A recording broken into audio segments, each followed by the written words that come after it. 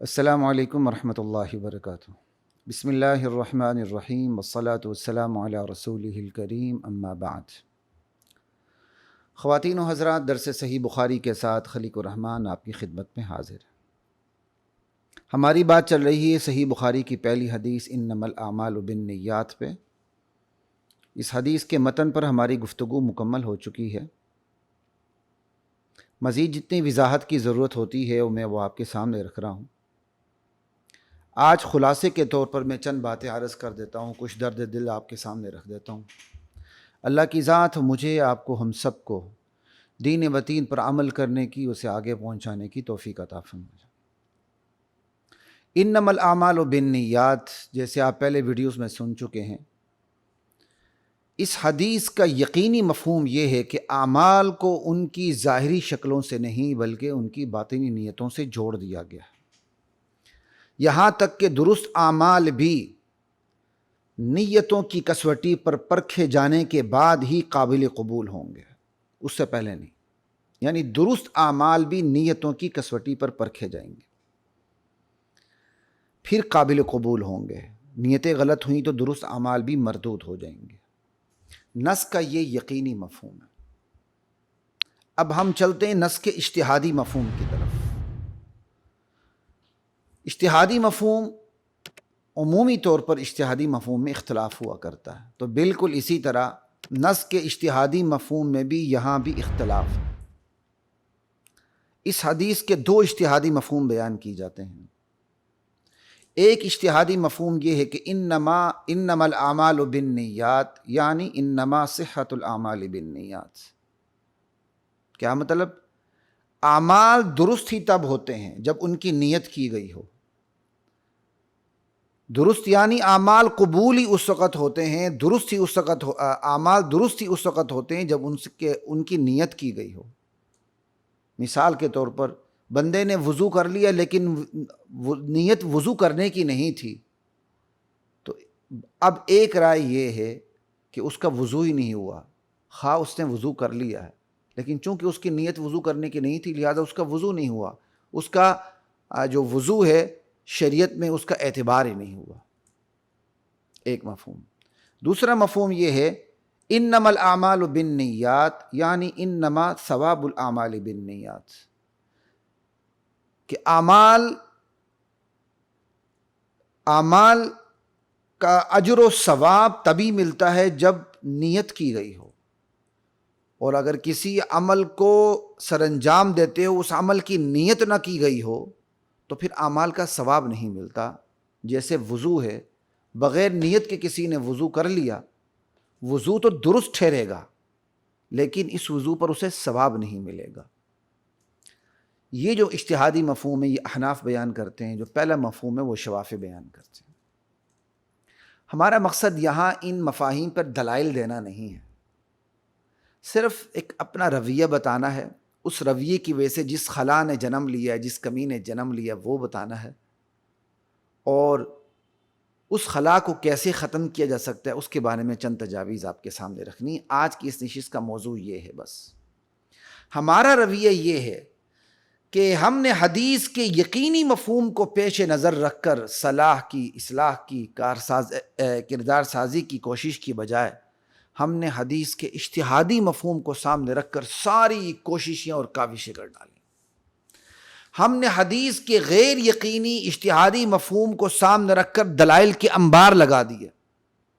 نتیجہ یہ نکلا کہ اصلاح پر، کردار سازی پر غفلت کی گرد پڑ گئی، علماء اور عوام کے درمیان خلیج حائل ہو گئی، علماء اور عوام کے درمیان خلا نے جنم لیا، کردار سازی جو نہ ہوئی تو پھر خلا نے جنم تو لینا تھا۔ یعنی ایک حدیث کا یقینی مفہوم، اجتہادی مفہوم، ہمارا رویہ، ٹھیک ہے۔ ہم نے اجتہادی مفہوم کو فوکس کر لیا، عوام اور علماء کے درمیان خلا پیدا ہوا۔ اب سوال یہ ہے اس خلا کو کس نے پر کیا، اس کمی کو کون دور کرنے آیا؟ کردار سازی کی کمی تھی، عوام اور علماء کے درمیان دوریاں آ گئی تھیں۔ اس خلا کو پر کرنے کی کوشش کس نے کی؟ اس کمی کو دور کرنے کی کوشش کس نے کی؟ جواب سن لیجئے، اس خلا کو پر کرنے کے لیے، اس کمی کو دور کرنے کی غرض سے منکرین حدیث نے اور متجددین ملت نے اپنا سر اٹھایا، طاقتوں نے انہیں باقاعدہ طاقتیں انہیں سامنے لائیں، انہوں نے سر اٹھا لیا، اور دین کے عنوان ہی سے ہی ایک اچھی خاصی تعداد کو انہوں نے قابو کر لیا، اور اس اچھی خاصی تعداد کے ضمیر اور خمیر سے احساس جرم کو ہی فنا کر دیا۔ سوال یہ ہے خواتین و حضرات، ان کا جرم منکرین حدیث کا، متجددین کا اپنی جگہ، لیکن سینے پہ ہاتھ رکھ کے بتائیے کیا ہم اس کے ذمہ دار نہیں ہیں؟ کیا ہم اس کے ذمہ دار نہیں ہیں جنہوں نے حدیث کی یقینی مفہوم کو پس پش ڈالتے ہوئے اجتہادی مفہوم پر اپنی ساری قوتیں اور صلاحیتیں صرف کر ڈالیں؟ کیا ہم اس کے ذمہ دار نہیں ہیں؟ ہم ذمہ دار ہیں، ہم ذمہ دار ہیں اس کے۔ اب ضرورت کس چیز کی ہے؟ ضرورت اس امر کی ہے کہ عدل و اعتدال کا کھویا ہوا راستہ تلاش کیا جائے، گمشدہ دولت واپس حاصل کرنے کی کوشش کی جائے، واپسی کا سفر شروع کرتے ہوئے حدیث کے یقینی مفہوم کو پیش نظر رکھتے ہوئے، حدیث کے جو اجتہادی مفہوم ہے اس کو اس کی سطح پر رکھتے ہوئے، اور حدیث کے یقینی مفہوم کو پیش نظر رکھتے ہوئے دعوت کا عمل زندہ کیا جائے، کردار سازی کا عمل زندہ کیا جائے۔ ایک تو اس بات کی ضرورت ہے کہ اجتہادی مفہوم پر اپنی تمام تر صلاحیتیں خرچ کرنے کی بجائے یقینی مفہوم کی طرف آئیں اور یقینی حدیث کی یقینی مفہوم کے ذریعے کردار سازی کریں۔ ایک تو اس بات کی ضرورت، اور دوسری اس بات کی ضرورت ہے کہ فقہی تعصبات سے باہر نکلا جائے۔ فقہی تعصبات سے باہر نکلنے کے لیے کم از کم ائمہ اربعہ کے جو مستدلات ہیں، ائمہ اربعہ کی جو آراء ہیں دلائل کے ساتھ، ان کو داخل نصاب کیا جائے۔ احناف جو ہیں وہ شوافع کو بھی پڑھائیں، حنابلہ کو بھی پڑھائیں، امام مالک کی فقہ بھی پڑھائیں، اور دیگر جو فقہاء ہیں وہ احناف کی فقہ پڑھائیں۔ میں یہ نہیں کہتا حنفی شافی بن جائے اور شافی حنفی بن جائے، میں یہ نہیں کہتا، میں کہتا ہوں دلائل جو ہیں، جو فقہی مستدلات کا ذخیرہ ہے براہ راست وہ سامنے رکھا جائے۔ اللہ اکبر۔ جب ان کو داخل نصاب کیا جائے گا، طلبہ مطالعہ کریں گے، حنفی حنفی ہی رہے گا، کوئی فرق نہیں پڑتا، شافی شافی ہی رہے گا، لیکن ان کے اندر سے تعصب ختم ہو جائے گا، تعصب ختم ہو جائے گا۔ غالباً کسی نے مصری استاد نے یا کسی نے کہا ہے جو میں نے پلے باندھ لیا ہے، میں چند سال پہلے کہا تھا، عملی اعتبار سے تو وہ چیز میرے ذہن میں تھی، لیکن باقاعدہ ایک ضابطے کی شکل میں یہ چیز میرے ذہن میں نہیں تھی۔ اس نے کہا کہ فقہی تعصبات کو دور کرنے کا طریقہ یہ ہے کہ جو اتنا متعصب ہوتا ہے اس کے سامنے فریق مخالف کے دلائل کو رکھا جائے تاکہ اس کا مطالعہ کرے۔ فریق مخالف کے دلائل کا مطالعہ جو ہے وہ تعصب اور تشدد کو ختم کر دیتا ہے۔ ہمارے ہاں تشدد اور تعصب کی ایک بہت بڑی وجہ یہ ہے، بس ہم اپنے ہی کیا کہتے ہیں مزاج کو لے کے اسے حرف آخر قرار دیتے ہیں۔ تو دوسری ضرورت اس بات کی ہے، جو میں نے پہلی ضرورت تو یہ کہ واپسی کا سفر شروع کیا جائے، اور دوسری بات یہ ہے کہ کم از کم ائمہ اربعہ کے جو مستدلات ہیں ان کو داخل نصاب کیا جائے۔ ٹھیک ہے، اگر کوئی یہ کہتا ہے کہ ہم تو دیگر فقہاء کے دلائل و مستدلات کو پڑھتے ہیں، ہدایہ پڑھتے ہوئے، اپنی فقہ پڑھتے ہوئے، آپ پڑھتے نہیں ہیں معذرت کے ساتھ، ہم بھی پڑھاتے رہے، اللہ کا شکر ہے، زمین پہ بیٹھ کے بات کرتے ہیں، ہوا میں بیٹھ کے نہیں، ہم نے بھی پڑھایا ہے۔ ہم دیگر فقہاء کو پڑھاتے ہیں صرف ان کو رگڑا دینے کے لیے، صرف رگڑا دینے کے لیے۔ اللہ اکبر۔ ایک چھوٹی سی مثال دیتا ہوں، اصول الشاشی جب میں پڑھ رہا تھا، ثلاثۃ قروء پہ جب بات آئی کہ قرأ سے مراد حیض ہے کہ طہر ہے، تو ہم نے اسے سمجھا جیسے ہمیں اصول الشاشی میں پڑھایا گیا کہ قرأ مشترک بین الطہر والحیض ہے، اور حیض کے بارے میں اتنے یقینی دلائل دیکھ کے مجھے حیرانی ہوتی تھی، امام شافعی اتنی کمزور بات کی طرف کس طرح گئے ہیں۔ اور لیکن جب حقیقت حال پر اطلاع ملی، اللہ اکبر، شاید کسی ان کے کتاب کو مطالعہ کیا یا جو بھی ہے، ابھی مجھے یاد نہیں، بہت عرصے کی بات ہے، امام شافعی تو قرأ کو مشترک بین الطہر والحیض مانتے ہی نہیں ہیں۔ ہم صرف یہی پڑھاتے ہیں کہ وہ بھی چونکہ مشترک کیا کہتے ہیں، ہم یہ سمجھتے ہیں کہ شوافی بھی قرأ کو مشترک بین الحیض والطہر سمجھتے ہیں، تو وہ طہر کو ترجیح دیتے ہیں. وہ مشترک سمجھتے ہی نہیں ہے طہر اور حیض کے درمیان. یہ صرف میں نے آپ کو مثال دی مستدلات کو پڑھنے اور سمجھنے کا طریقہ. کسی کی اصل دلیل کو سامنے رکھ کر اس کا مقابلہ کیا جائے تو مزہ آتا ہے. کمزور دلیل کو لے کے ناملی رگڑے پہ رگڑا رگڑے پہ رگڑا، اس سے تعصبات نہیں نکلتے ہیں. لا الہ الا اللہ. تو اس لیے یہ اس غلط فہمی کے شکار کبھی نہ ہو کہ ہم دیگر فقہا کی آراء کو پڑھتے ہیں. نہیں، وہ آپ رگڑا دینے کے لیے پڑھتے ہیں. آپ غیر جانبداری سے مطالعہ کرنے کے لیے نہیں پڑھتے ہیں. آپ غیر جانبداری سے مطالعہ کے لیے پڑھیں تو پھر جو اصل مستدلات جو ان کی اصل کتب ہیں ان کو مطالعے میں لائیں. وہ تو ہم سے ہوتا نہیں، اس لیے تعصب ہمارے اندر سے نکلتا نہیں. اور ایک اور بات بھی کی جاتی ہے، جی ہمیں تو اپنے اکابرین پر بڑا اعتماد ہے، بس لہٰذا ہم نے مکھی پہ مکھی مارنی ہے. انہوں نے جو کہہ دیا حرف آخر ہے. بھائی کون سا کم بخت ہے جس کو اپنے اکابرین پر اعتماد نہیں؟ پہلے یہ تو بتائیں، اور اس سوال کا بھی جواب دیں. صاحبین سے زیادہ آپ کو امام ابو حنیفہ پر اعتماد ہے؟ صاحبین سے امام محمد اور امام ابو یوسف سے زیادہ آپ کو امام ابو حنیفہ پر اعتماد ہے؟ صاحبین کے اعتماد نے اپنے استاد وہ بھی امام اعظم سے اختلاف کو تو نہیں روکا، نہیں ٹوکا. آپ کس کھیت کی مولی اور کس مدرسے کے مولوی ہیں جس نے اعتماد کی یہ انوکھی تفسیر کر دی ہے کہ بحث و تفتیش کا دروازہ ہی اعتماد کے عنوان سے ہمیشہ کے لیے بند کر دیا جائے؟ نہیں جی، ہمیں بس اعتماد ہے. اللہ اکبر کبیرہ.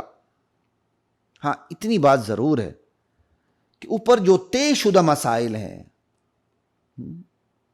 اجماعی مسائل ہیں، اور اوپر جو مسائل طے شدہ ہو چکے ہیں ان کو تحقیق کے نام پہ چھیڑا نہ جائے. ہاں جہاں اختلاف کی گنجائش موجود ہے وہاں اختلاف سے روکا بھی نہ جائے، ٹوکا بھی نہ جائے. یہ ہے اعتدال کی راہ. 2 باتیں ہو گئیں. تیسری بات، براہ راست نصوص اور مصادر اصلیت سے تحقیق کی عادت پیدا کی جائے. ہمارے طلبہ میں یہ عادت نہیں ہوتی. میں نے بڑے بڑوں کی کتابیں دیکھی ہیں، مشکات کے حوالے دیتے ہیں. بھائی مشکات حوالے کی کتاب نہیں ہے. مشکات نے خود حوالے دیے ہیں کتابوں کے، تو مشکات مصدر اصلیت تو نہیں ہے. مشکات کے اندر جن کتب کا حوالہ ہے وہ مصادر اصلیہ بنتے ہیں عمومی طور پر. مشکات میں اگر بخاری کا حوالہ ہے، کیا کہتے ہیں، مسلم کا حوالہ ہے، دیگر کتابوں کے حوالے، اصل حوالے وہ ہیں. میں نے اچھے لوگوں کو کتابوں کو دیکھا ہے، یہ ہوتی تحقیق سے دوری کے نتائج. حوالہ کس کا دے رہے ہیں؟ مشکات شریف ماشاءاللہ. اور اب اس سے بھی نیچے آئیے گا، حوالہ دے رہے ہوتے ہیں، حوالہ یہ، وہ اس سے بھی نیچے حوالہ کہتے ہیں بحوالہ مشکات. خدا کا خوف کرے بھائی، کچھ تحقیق کے اصول بھی پڑھا لیے جائیں. تو خیر یہاں ایک اور بات بھی آ گئی جو میں نے یہاں ابھی آپ سے بات کرتے ہوئے میں نے لکھی نہیں تھی، لیکن ابھی انشاءاللہ لکھ لوں گا.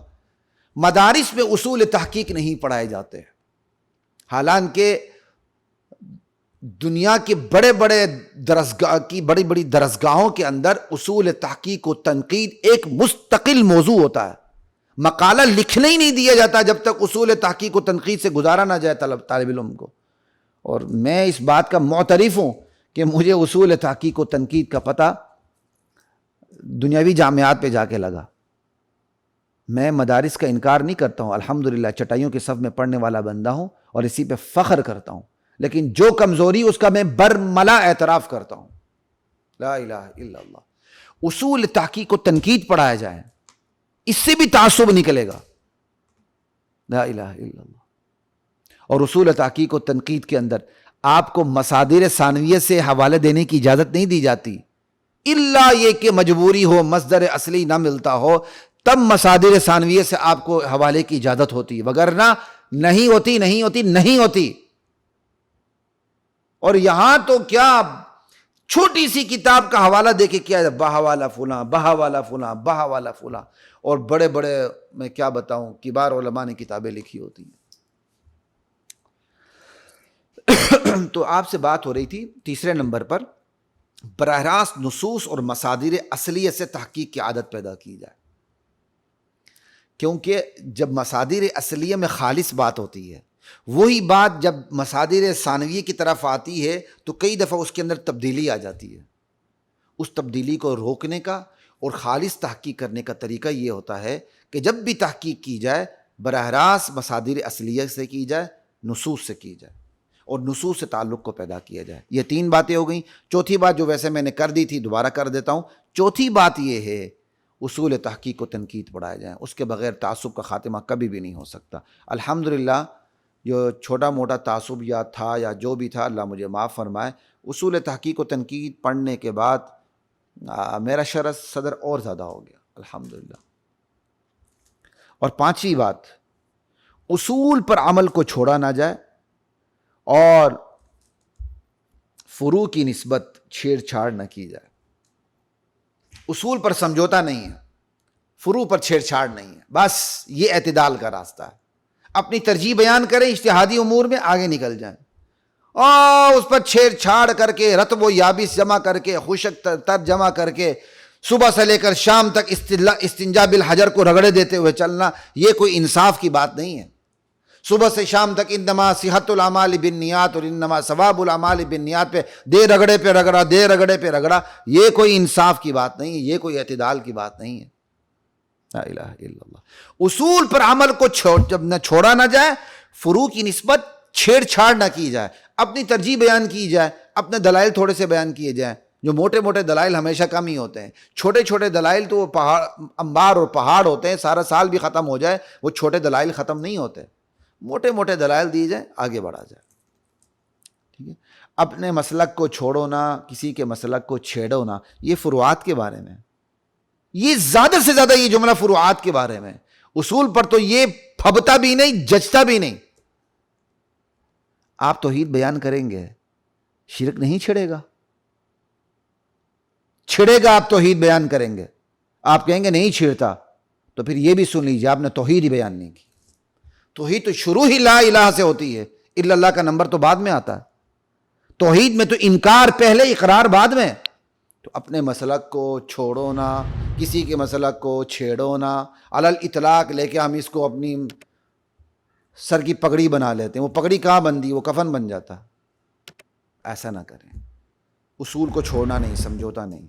یہ جو ہے اپنے مسلک کو چھوڑو نہ، کسی کے مسلک کو چھیڑو نہ، یہ فروعات کے بارے میں رکھیں، بس چھوٹے غیر بنیادی مسائل کے بارے میں۔ وگرنہ اصول کے بارے میں، اصول پر جب تک شیطان کی نفی نہ کی جائے، طاغوت اور طواغیت کی نفی نہ کی جائے، غیر اللہ کی نفی نہ کی جائے، توحید بیان ہی نہیں ہوتی۔ بدعات کی نفی نہ کی جائے، سنت کی قیمت سامنے نہیں آتی۔ اسی لیے لا الہ پہلے ہے، الا اللہ بعد میں۔ امید ہے کہ انما الاعمال بالنیات کا مفہوم نقش ہو گیا ہوگا، اور یہ حقیقتیں بھی دل پر انشاءاللہ نقش ہو گئی ہوں گی۔ ہمیں حدیث بلکہ تمام نصوص کے یقینی مفہوم کو چھوڑنا نہیں، اجتہادی مفہوم پہ لڑنا نہیں۔ چونکہ اجتہادی مفہوم پہ لڑ کے ہم نے خلا پیدا کر لیا، جس کو منکرین حدیث اور متجددین نے پر کرنے کی کوشش کی اور ایک اچھی خاصی تعداد کو قابو کر لیا۔ اب اس کا علاج یہ ہے کہ ہم دوبارہ گمشدہ دولت کی طرف چلے جائیں، گمشدہ راستہ تلاش کریں، اور یقینی مفہوم کو فوکس کرتے ہوئے اصلاح کی کردار سازی کی کوشش کریں۔ فقہی دیگر کم از کم ائمہ اربعہ کے جو، مگر میں تو کہتا ہوں اس سے بھی زیادہ، امام اوزاعی اس میں تو نہیں آتے ائمہ اربعہ میں، امام سفیان ثوری ہیں، سفیان بن عیینہ ہیں، اور بڑے بڑے ائمہ ہیں، اور ایسے ایسے نام بھی ہیں کہ ان کا نام بھی زبان پہ نہیں چڑھتا، شاید کہیں غلط تلفظ نہ ہو جائے، ایک آدھ میرے اور نام بھی، لیکن بول اس لیے نہ ہو کہیں تلفظ غلط نہ ہو جائے۔ ان کی فقہ موجود ہے، ان کو داخل نصاب کیا جائے، ان کا مطالعہ کرایا جائے، اصول تحقیق کو تنقید پڑھایا جائے، ٹھیک ہے نا، براہ راست مسارد اصلیہ سے اپنے تعلق کو استوار کیا جائے، پھر دیکھیں اصلاح سازی ہوتی ہے کہ نہیں، تعصبات ختم ہوتے ہیں کہ نہیں، اور ہماری طبیعتیں اعتدال پر آتی ہے کہ نہیں۔ اس کے ساتھ ہی خلیق الرحمن کو اجازت دیجیے۔ السلام علیکم ورحمۃ اللہ وبرکاتہ۔